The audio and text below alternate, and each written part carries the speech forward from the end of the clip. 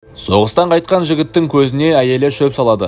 Сәлем достар, сіздермен Кино Тайм каналы. Бүгін біз «Прогулка в облаках» деген фильмді талқылайтын боламыз. Киноның басталған сәтінде біз соғыстан қайтқан Пол деген жігітті көреміз. Пол пойыздан түсіп, өзінің әйелін күтіп, іздеп тұрады, бірақ әйелі жоқ. Сосын Пол үйіне барса, әйелі оған «Сенің келетініңді білмедім» дейді. Сосын Пол әйелінен сұрайды: «Мен саған жазған хаттарды оқыдың ба?» дейді. Әйелі оған: «Жоқ, мен соғыс туралы оқымаймын» деген кезде Полдың сәл көңілі қалып қояды. Сосын әйелі оған: «Сенің бұрынғы жұмыс орныңды сөйлесіп, сенің орныңды сақтап қойдым» дейді. Оказывается, Пол осыдан 4 жыл бұрын осы қызға үйленіп және шоколад сататын магазинде жұмыс істеген екен. Сосын Пол оған: «Мен қазір шоколадпен айналысқым келмейді, басқа жұмыспен айналыссам ба?» дейді. Сөзі жақпай қалған әйел тұрады да оны қыздардың қу жолдарын қолданып төсектің үстінде көндіреді. Екеуі ұйықтап қалады. Таңертең Пол ұйқысынан тұрып, әйелін сүйіп жұмысына барады. Пойыздың ішінде заттарын саламай отқан қызды көріп, барып көмектесейін десе, қыздың чемодан шашылып қалады. Ол қыздың есімі Виктория. Бір кезде пойыз бірден тормозын басып, екеуі бір-бірінің үстіне құлап қалады. Орындарынан тұрып енді жиналайын десе, қыздың жүрегі айнып Полдың үстіне құсып қояды.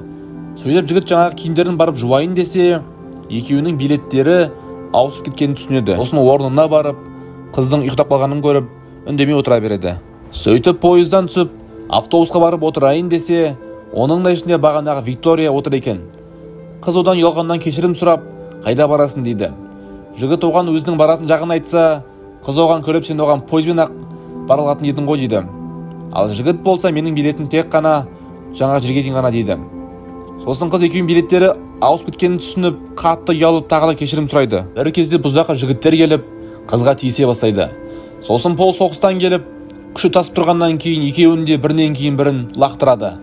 Сөйтіп автобустың шопыры оларды шығарып жібереді. Амалы жоқтан Пол жаяу бара жатса, жолдың аузында жылап отырған қызды көреді. «Сен неге түсіп қалдың?» деп сұраса, «Менің үйім жақын, бірақ үйге баруға қорқамын. Мен әкем өлтіреді» дейді.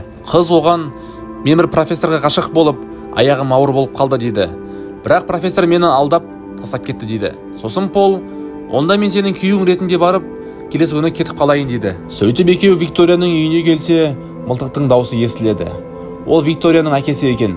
Әкесі мұны кім деп сұраса, қызы «Менің күйеуім» дейді. Сөйтіп үйіне барып, әкесі жігітті жақтырмайды. Сосын әкесі Полды шоколад сататынын біліп, оған «Вообще кет» дейді. Сосын атасы келіп, жігітті ұнатып, екеуі дос болып қалады. Кешке жақын барлығы тамақ ішіп отырса, әкесі Полға тиісе береді. Оны көтермеген Пол рахмет деп шығып кетсе, артынан Виктория келіп, әкесі үшін кешірім сұрайды. Сосын Пол: «Сенің әкеңдікі дұрыс» дейді. Сосын оларға анасы бөлмелерін беріп, қызына айтады: «Сендер үшін қуаныштымын, әкеңе шамалы уақыт керек». Сеніміне кіргеннен кейін ол Полды қабылдайды дейді. Сөйтіп Пол әйеліме адалдығымды сақтайын деп өзі жерге жатады. Бір кезде әкесі кіріп қалса, Пол орнынан атып тұрып, қыздың жанына жатып қалады. Әкесі қайырлы түн деп шығып бара жатса, бұл жерде бір шикілік бар екенін түсініп қояды. Сосын Пол: «Сені жалғыз қалдырғым келмейді» деп қыздың жанында ұйықтайды. Викторияның отбасы жүзім өсіріп, вино шаруашылығымен айналысады екен. Сөйтіп сол түні түн суық болып, барлығы тез далаға шығып, от жағып жүзімдерін жылытады. Пол барып: «Мен де көмектесейін» десе, әкесі: «Саған үйрететін уақыт жоқ» деп тез жұмыстарын істейді. Сол кезде Виктория келіп: «Кел, саған үйретемін» дейді.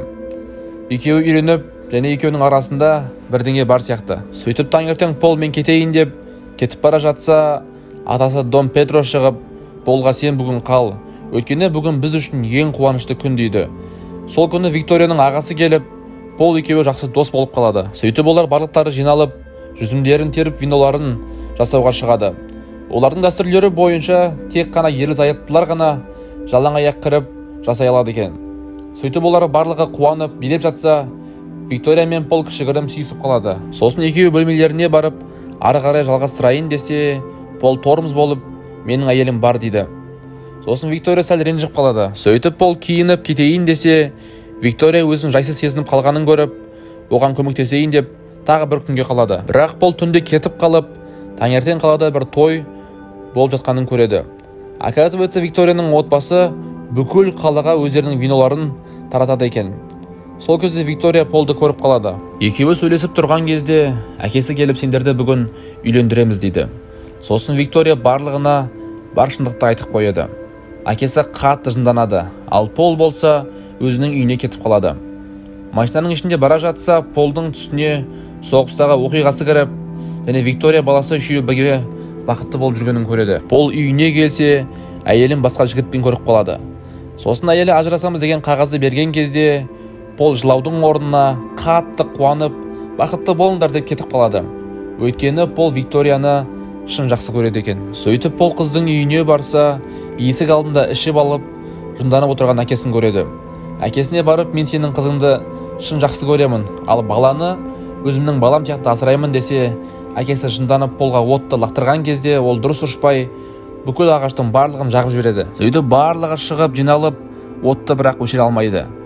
Даже бір кезде Викторияның ағасы отқа күйіп қалған кезде, оны Пол барып құтқарып алады. Таңертең әкесі жылап, барлығына мен кінәлімін дейді. Сосын атасы, біздің ағаштардың барлығы жанып кетті. Енді біздің ештеңеміз жоқ дейді.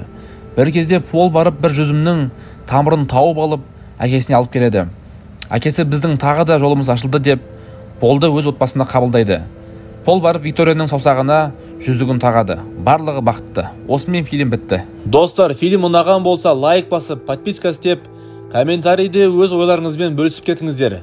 Келесі видеода кездескенше.